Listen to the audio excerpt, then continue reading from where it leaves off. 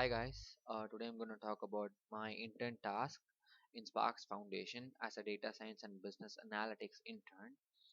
The task that I dealt with here is to predict the number of iris dataset and represent them in a graphical form.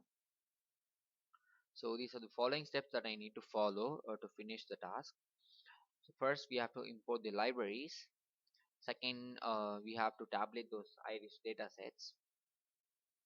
Next, we have to determine those data sets and classify them on sepal width. Following, we have to check for the null values from the tabulation so that we can easily remove the outliers. Um, Following, we'll also find the optimal number of k-means and the value of k, which stands for clustering, so that we can easily have a graphical representation of those data. Next, we have to find the determination of centroids. That is nothing but we are finding here centroids. The necessity to find the centroids here is uh, we can determine the mean of those data clusters. Next, we can represent those data clusters in graphical form, and we can easily combine those centroids with them. So we'll jump on to the programming part. So first we'll have to import the libraries such as NumPy, Matplot, lib.pyplot, pandas, and sklearn. So apart from task one, we are also here including another library called as Seaborn. So next we will have to tabulate those data sets from the sample code. So I took six data sets. You can take as many as you want from the sample code. Next, we have to find the information about those data sets. So what type of data are there? So these data are nothing but their flow type data. And next we have to describe those data in sepal width, sepal length, petal width, and petal length. So like in parameters such as count, mean, standard, minimum and maximum, and percentages. And next we have to find the shape of those data sets. So it shows the number of clusters and the amount of clustering 150,4. And next,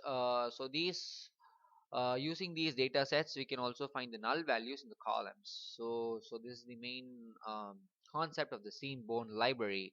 So using the Seaborn library, we can easily find the null values in those data sets. And we have a graphical representation of sepal length, petal length, sepal width, and petal width. Yeah, and next we have to remove the outliers. So this is the following program that deals with the removal of outliers. And next we have to deal with the k-means. So here is it is nothing but this WCSS is nothing but it is called as an elbow method. So using this elbow method, we can easily find the summation of each cluster's distance between the specific clusters. So it says that there are a group of clusters along with other clusters. So we can find the distance, the summation of distance between those clusters using this WCSS. So we can generally call it as an elbow method. Next, we have to plot them. So is the output. So yeah, as I told you, this is the graph for the elbow method. So we have to plot the elbow method using this WCSS. I'm naming them as elbow method. So the x-axis is named as number of clusters and the y-axis is labeled as WCSS. So here plot.show which shows the diagram. And next we have to create the k-means classifier. So this is the code for creating the k-means classifier. And next we have to graphically visualize those data. So so these are three datas, namely the iris centosa, iris versicolor, and iris virginica.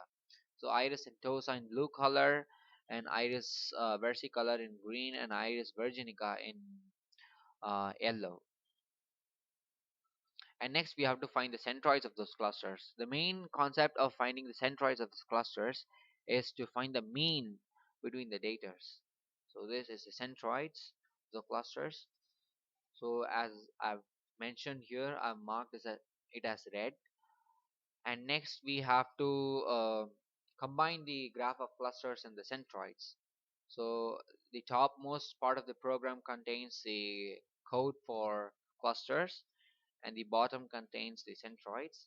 So plt.legend, which shows that I'm combining those both as a single graphical view, and this is the final output.